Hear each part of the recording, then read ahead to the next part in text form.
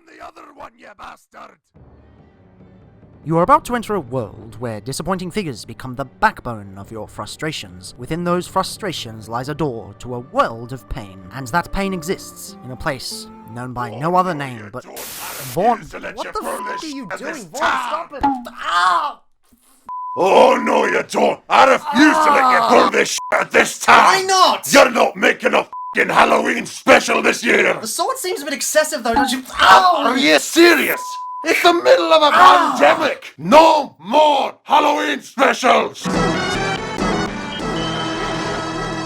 A few months ago, I ran a Q&A, and there was one question that I sadly forgot to answer. It wasn't because I wasn't comfortable answering it, or because I ran out of questions, it's just it completely slips my mind. I unfortunately don't have access to the question anymore since I seem to have deleted all the screenshots, but it went something along the lines of, is it alright if an obscure character gets a shitty toy, because at least it exists to begin with? Many people follow this mindset, giving plenty of leeway to deeply disappointing designs because it's that one character that wouldn't get a toy otherwise. But I just cannot agree. So today I'd like to discuss why not putting the effort in for those obscure characters ultimately does more harm than good. Greetings, Cybertronians, I'm DrLockdown, and after much delay, today's diagnosis pertains to Earthrise Leader Class WFC-E23 Doubledealer.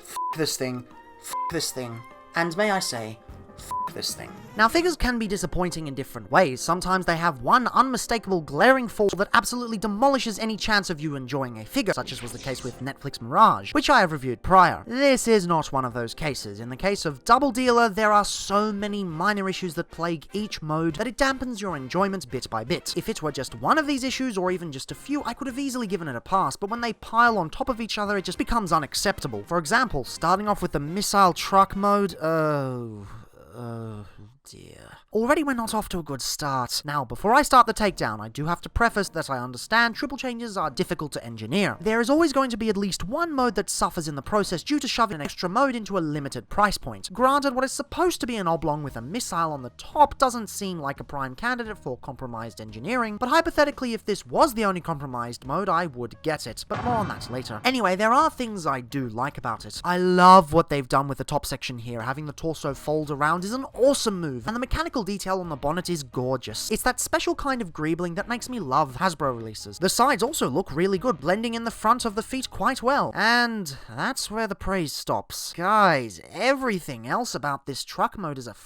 shit show. I'm sorry, for starters, my praise ceases once you take a look slightly lower. Jesus, bro, what the did they do to the front section? I get that budgets are limited and hollowness is an unfortunate necessity on modern Transformers, but on the vehicle mode? On the front? I'm sorry, but no.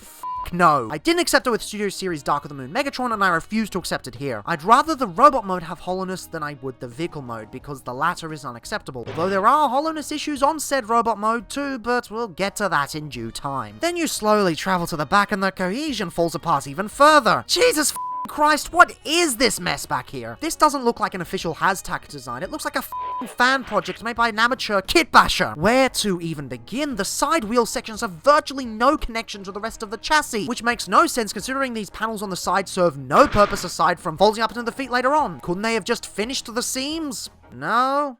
Okay, then moving on. The arms, yes, I get that having them fold up in this way is quintessentially Doubledealer, but did they have to be done this lazily? They basically fold on top of themselves, making no attempt to hide in any way. You've just got all of this space on the side here where they could easily fold and contort in. Here, fan moding gives you an idea of how much better they could have made this. But nope, they just tower over the missile, like nobody gave a shit. I know it's not true. There are moments of brilliance in the design, such as the aforementioned awesome bonnet section, and the amazingly detailed missile. Legitimately, the way they've updated this is gorgeous, especially how they've mimicked the chest details on the side to further tie in the aesthetics. But nope, the arms just ruin said aesthetic by taking up all the space here, and look at this exposed f***ing hands? Was it really that difficult to have them fold inward or have a flat panel on the bottom of some sort? This is supposed to be a leader class figure. Shouldn't masterful engineering moments like this be par for the course? No? Okay, moving on. Visible head syndrome. Yeah, I get it. It's a triple changer and sacrifices have to be made, but maybe I'd be more forgiving if this was the only flaw in this vehicle mode, but when you take into account every other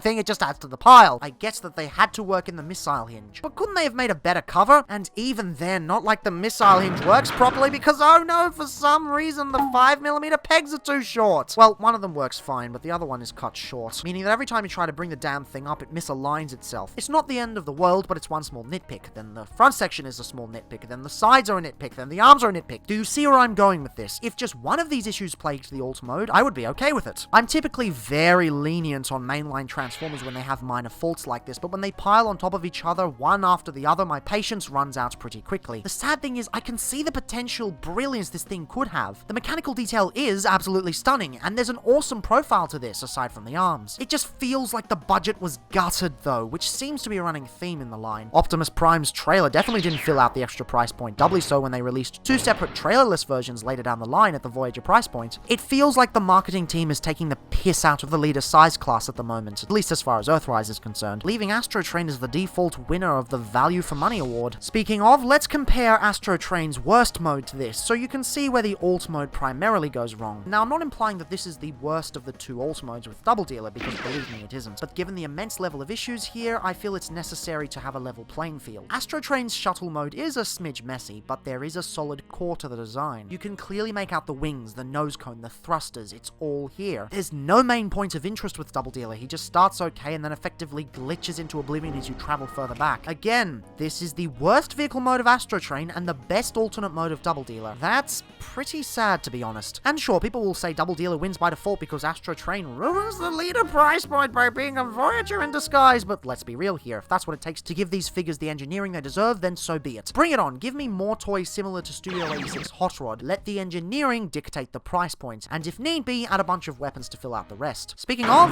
bunch of accessories.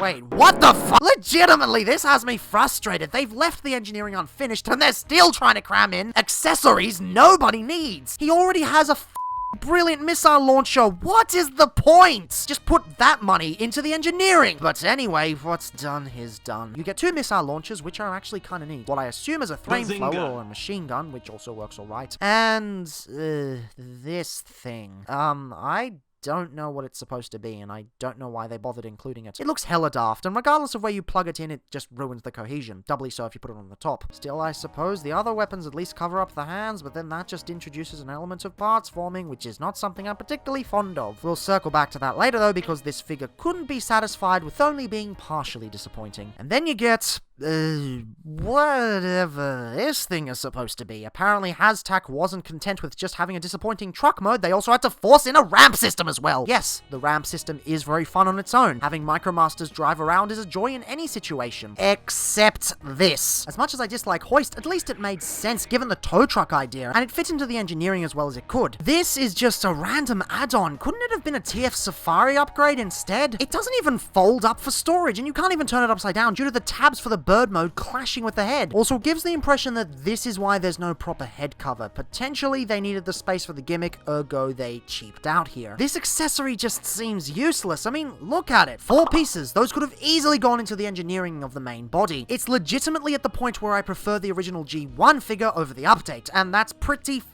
pathetic. Well, not quite the G1 figure, but similar. Allow me to explain. As a kid, I borrowed my cousin's undersized knockoff of the G1 figure, and as an adult, my mate Wesley gave me the same knockoff that he received in an eBay lot. Also, if you're watching this, hi Wesley! Don't feel pressured to watch these god-awful videos, I wouldn't want you to go insane. I'll admit, this KO is pretty bad quality-wise. The colors are all off, and the plastic is wildly inconsistent, but even at this disadvantage, the truck mode is still better. There's a cohesiveness to the design, and the arms at the very least keep to themselves, and look at the front! No no hollowness. Yes, I realize that there are other sacrifices to be made to the engineering thanks to the choice to keep the truck mode in check, but the other modes on the Earthrise version have just as many, if not more, sacrifices due to what I assume are issues with the budget. And keep in mind, I am by no means a typical G1 fan. Sure, I grew up watching the original cartoon, but my introduction to the franchise was in 2008, following the release of the 07 movie. By all accounts, I should prefer the newer version by default. Hell, last week's review of Trigger Happy Axe is evidence of such, so in this instance, when the classic original, or in this case a knockoff of such, manages to outdo what is supposed to be the culmination of years of modern engineering, you know that the Earthrise team has f***ed up, doubly so considering the original Doubledealer toy came out just after the post-movie period, when Hasbro was still not great at making toys without Takara's help. What I mean to say is, this alt mode is pathetic. Legitimately, I find the Thrilling 30 version to be a better alt mode overall, and that thing is widely considered to be the worst triple changer Hasbro has ever put out. At least that thing actually looks like a tank as opposed to a jumbled mess, and it's doing so on almost half the budget and through a much more complicated transformation scheme. It takes a lot more to go from a tank to a jet than to go from an oblong to an oblong upside down with wings. Pulling this alt mode off shouldn't have been this difficult, but due to whatever f***ery was happening behind the scenes, this was the end result. In the end, I'm incredibly disappointed. This could have been amazing, but instead, all I feel is emptiness. Anyway, it's been almost 2,200 words of me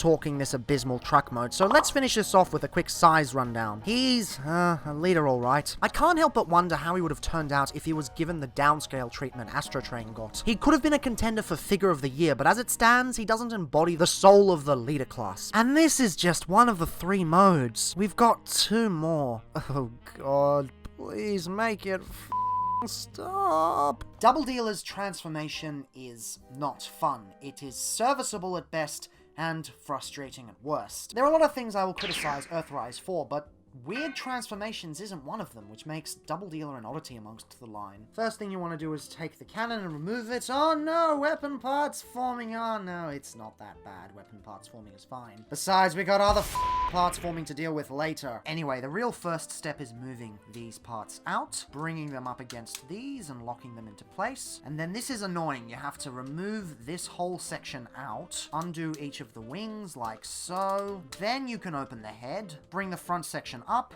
then you can bring the whole bird head around, and the head has clearance issues, and then it's out, and then you close up the panel again, only for you to close these up again. Why do you have to partially transform these, then put the whole thing back? It seems a bit stupid, but nah, well, whatever. Grab the head and extend it, rotate it 90 degrees, position the wings however you want them. Flappy, flappy, flappy. Remove this section temporarily, and then this is the most frustrating part. You want to untab these sections from the side. They're tabbed in on the side. You want to remove them, and then you kind of just collapse this in like so it's all the way. Problem is that when you do this, taking it out is going to be very, very frustrating. The instructions also aren't very clear on this step, so when you go to bird mode for the first time, it's kind of weird. But anyway, whatever. After this is all the way in, you move this section up, move this section down a bit, rotate it 180 degrees, and then bring it down. Oh, there's no tabs in place. It just sits there. How do you get that to lock into place? Why? You use this part, of course. It just hooks on like so. Nowhere to lock into place. Nothing here. Nothing here. Alright, I guess. Last but not least, you bring that section down and all the way back and bring out the foot. And then make sure this is all tabbed in. You'll notice there are tabs on each side that are supposed to lock it into place, but don't do a very good job because you can't see them very well. There, and there. It kind of works. And there we go, a shitty bird mode and a shitty transformation. And the end result is, well, it's Doubledealer, alright. A chonky, shitty bird. It's alright, it's Doubledealer, I guess. It's got some of the bonkers charm of the original, but it's definitely not worth the hassle. Doubledealer's bird mode is weird. It's definitely not the best of the 3 by virtue of how the character tends to work, but it is the most forgivable. This mode has always been a bonkers beast mode, and as such there's always some leeway that needs to be given. To a certain extent, it's always going to be an upside down truck with wings and bird legs sticking out. However, the goodwill dries up quickly thanks to a few carefully placed issues and the general context of it. For starters, right off the bat, the back is ridiculously hollow. Take a look at this shit. How is this okay? The proportions are bad, but they are forgivable. The articulation is pretty shit, but it makes sense given the limitations. This shit? No, f*** off. As if the hollowness on the front of the vehicle mode wasn't bad enough, now we have to deal with this shit. And it's way worse. Seriously, who the hell took a look at this and signed off on it? Who thought this was okay? What DrLockdown? Some people will tell me, you can fix it with the weapon storage. But can you? Can you? No, you cannot. The missile launcher does peg quite solidly onto the top, and it can draw your attention away from the hollowness from certain angles, but start to rotate it towards the back, and it stops working entirely. But Dr. Lockdown, you might continue to pester me. There's a way to properly fix it. Yes, my dear fellow, there is. And you wanna know how it works?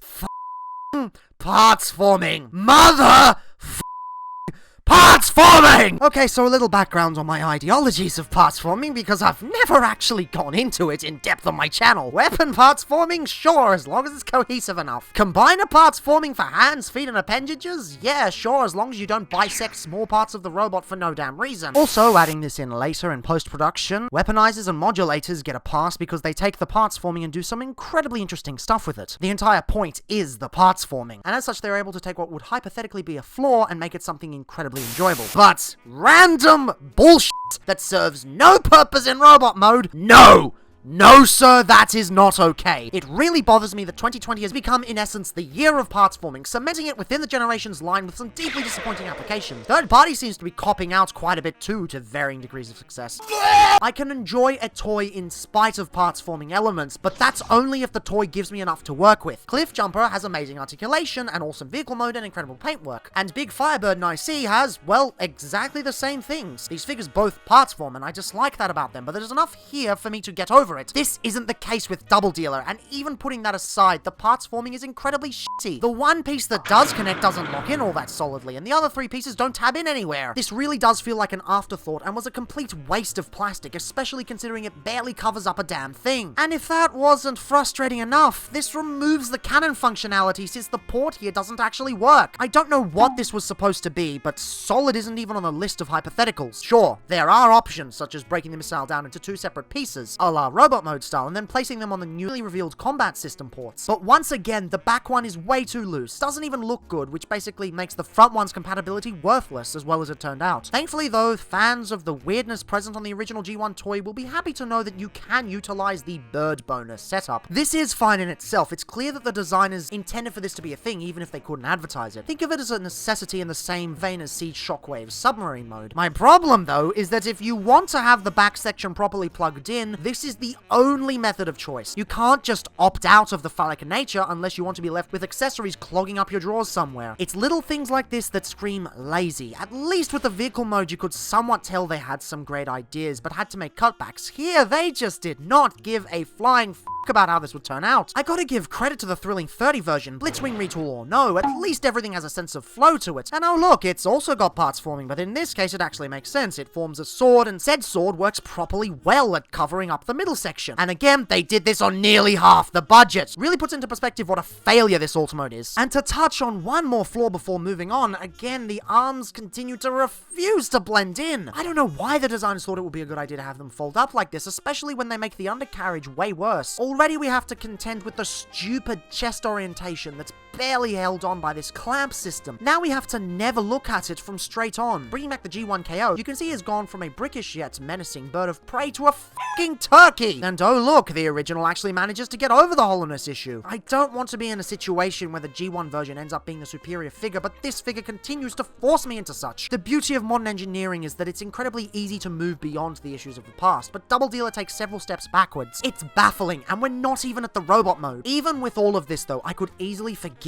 these issues if the figure gave me more to work with. Every triple changer on the planet has at least one mode that gets compromised more than the others in order to do what it has to do, with the exception of Siege Springer because they pulled off some engineering black magic with that one. I would have taken a more flawed bird mode if it came at the cost of a truly pristine truck mode, but no, the truck mode is shit and the bird mode is also shit, so where am I supposed to latch onto? The robot mode? Well, we'll get to that in a bit, but a triple changer needs to at least value one of its alt modes, and Doubledealer just doesn't. How did we end up here? How did we end up in this tricky situation? Honestly, I don't know. So moving on, articulation is serviceable. Well, it's actually shit, but the fact that it's shit is understandable given the nature of being the Doubledealer. He doesn't have a lot, but it makes sense. One thing that doesn't, though, is the lack of a head ball joint. Really, man, couldn't you give the head any extra articulation? The one thing that they should have improved on, and they decided to skip it.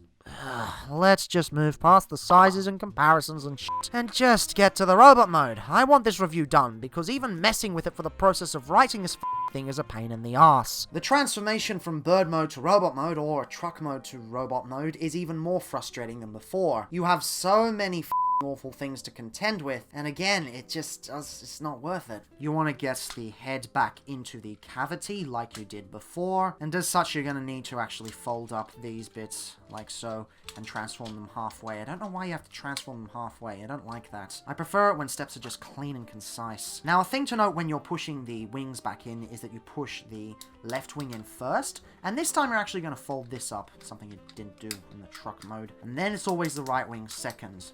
Oh. Again. That way they line up properly. Anyway, you bring that down all the way, finagle the legs out of there, unhinge that so that can go up, and you might as well just tab that into the torso while you're at it. And then this is the worst bit possible. You have to extend them out, but you can't use too much force, because if you use too much force, you're going to end up removing it from the mushroom peg on the inside of the legs. And once it comes out, it's not going back in. Getting it back in is prohibitively difficult. But the thing is, if you don't use enough force, it doesn't work at all, so it's a very delicate balance, and it's almost scary every time you do it. And then you have to undo it just so you can get these out. They can't go out together. Once those are out, then you can finally start getting the legs done. Of course, collapse that bit in there. Once you make sure these are properly in place, come to the front and rotate the legs around 90 degrees so that they rotate like so. And bring the feet in. I do actually really like how the feet work on this. They could have turned out way worse, and this way they actually managed to incorporate the ankle tilts. That's the one thing I'll give this design credit for. Now we can finally collapse the shoulders into here and untab the arms like so. Bring them out, rotate them around if you haven't already, and then come to the back and somehow try to get the fists out. They're really bloody tight. That actually hurt my fingers. And again, faults aside, the robot mode just isn't worth the hassle. The transformation looks simple enough on camera, but there are those tiny little issues that plague the damn thing. It just feels amateurish. It feels like the first attempt from a third-party company, not an attempt from a seasoned Hasbro or Takara designer. Hashtag can do better, ergo he should be better, but we are where we are, I suppose. So we've dealt with two really shitty alt modes, so all goodwill is essentially dried up at this point, but maybe, just maybe, the robot mode will finally redeem everything. Maybe the robot mode is so perfect that nothing else truly matters.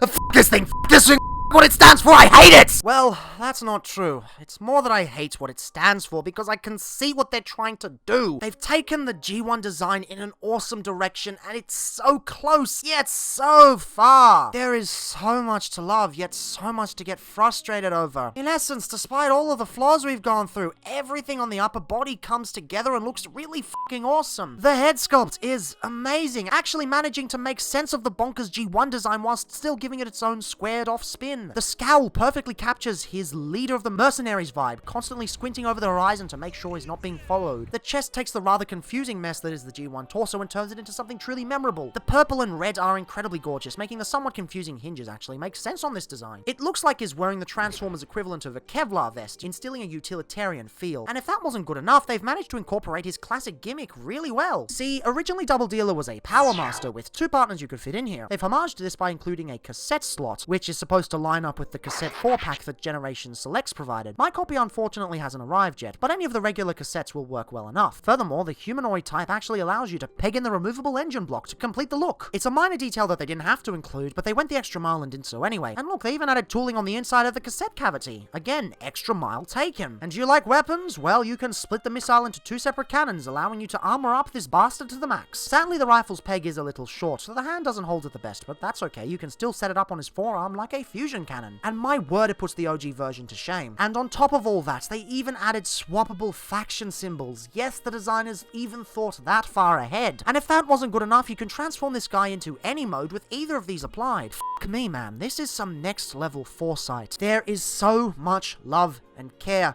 placed into the top half of this figure with hidden callbacks and awesome mechanical detail. So why?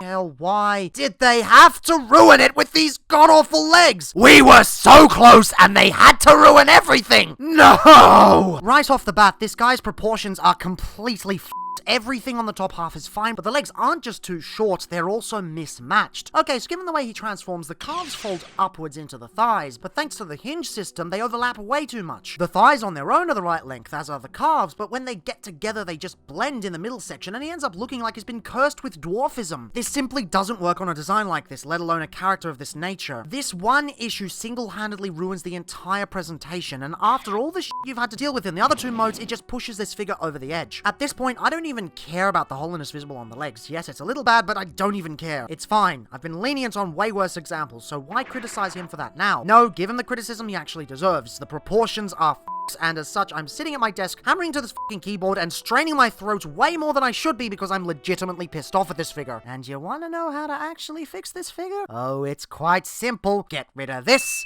and these, and especially this thing. Got some more budget now? Good, now take that budget and stick it up his ass! The entire lower section has been the bane of this figure's existence, with not just poor proportions, but also horrible transformation systems. It's unfinished, yet the designers had the gall to pack in all of these unnecessary weapons. At least when they packed in all the extras into Optimus Prime and especially Astro Train, the base figure was actually complete. Those two transforms properly and managed to justify their price points. Doubledealer hasn't, at any stage of the review process, in any mode, even come close to the $90 mark. He is just disappointment, piled on top of disappointment, piled on top of disappointment. And the sad part is, you can tell there was effort put into this design. Not just from the way the detail is done on this thing, but also from the media surrounding him. Taking a look at the concept art, you can see all of the brilliant ideas they had for this thing. Oddly enough, though, no art has surfaced of the vehicle mode, so maybe that wasn't a priority on their design schedule. Maybe that's why the truck was so disappointing. But either way, there's an amazing robot under all of this mess, but it's bogged down by compromise. And look, in this instance, I'm not saying the G1 toy outranks him, because for once it doesn't. The robot mode on the original is pretty wonky, but even so, you can see the effort they put into the proportions that just wasn't present on the newer version. I suppose his articulation at the very least works as well as you'd expect. Everything you've come to love from the War for Cybertron trilogy is present and accounted for, right down to the ankle tilts. And sure, credit where credit is due, the ankles actually do look fairly natural in a standard A stance. I was concerned we'd end up with a hoist situation where the sculpt completely broke, but thankfully I was wrong, and size-wise, I guess he's quite big for a leader, if such a size even exists anymore. Honestly, I would have preferred he remained a Voyager at a leader price point though, because there's just not enough engineering for him to work properly. And at the end of all that, this figure saddens me. It angers me. Linking back to the original question posed at the beginning, Doubledealer is a very obscure character. Outside of a few brief comic appearances, he hasn't really had any proper media presence, and the toy itself isn't highly regarded within the G1 community, at least to the extent that many of the other Power Masters are. This was, in essence, the one chance Doubledealer truly had to make his mark. Take a look at how last week's review topic turned out. Titans Return trigger happy. Also a nobody with only a few brief appearances here and there, yet the designers went all out and brought us one of the best deluxes of all time. Same with a more recent example, Siege Spinister. Once again, a very obscure character, although this case had some IDW credibility to back him up. Despite losing in a fan vote, he still managed to step onto the scene in the tail end of Siege and surpass all other deluxes before him, and most of the other figures in that line too. Then compare those to Doubledealer. How is the fact that he exists enough? Such a thought to me sounds like a resignation, although such may be all you can do at this stage. The likelihood of another Doubledealer toy gracing our shelves in the future is ridiculously low, doubly so when many people ignore the faults he presents just because he exists. Silence is perceived as content in this situation, and Hasbro will believe that this is enough for the next decade. All we can hope now is for a potential third-party release, but the only candidate seems to be Fans Hobby, and from my experience, I don't trust them at all. This was Doubledealer's last chance to shine, and he blew it. The worst part is, I knew this was going to happen. From the moment I saw the photos, I realized I was in for a world of disappointment. But I so desperately wanted to believe I was wrong. I craved to have misjudged the outcome. But nope, he sucks. The situation sucks. In a sense, this year sucks, and Doubledealer spearheads it with his fumbling antics. For the longest time, I was deeply conflicted about what score to give this figure, because under the festering corpse that we got, there are glimmers of hope. But often my head is finally cleared after I get everything on a page, and oh my god, I have never had a score so clear to me before, until now. Every single alt mode is compromised in some sense, but compromised for the sake of what? The vehicle mode compromises for the bird mode, the bird mode compromises for the vehicle mode, and the robot mode compromises for the both of them, and it's a constant feedback loop of compromise! And sure, we have seen way worse alt modes on specific triple changes, but I've never, ever come across a worse full package. Everything from the lack of cohesion, the hollowness, the bullshit transformation, the horrible beast mode, the horrible articulation in beast mode, the horrible compromise in robot mode, the horrible bloated weapons count, every thing is terrible here. It's bullshit. That's the only way I can describe it. It is bullshit. And can you believe this isn't even the worst figure that I've gotten all year? 2020. So don't buy this piece of shit. Save your money. Buy a Prime. Buy a Blitzwing. Buy one of the numerous modulators. Or, here's a thought, buy a Skylynx. I cannot think of a single reason why you should spend a cent on this figure, even as a placeholder. Although it's not like we're going to get any other versions in the future anyway. What I mean to say is, vote with your wallet. This just isn't acceptable. And I, for one, am going to be far more skeptical of figures like these in the future.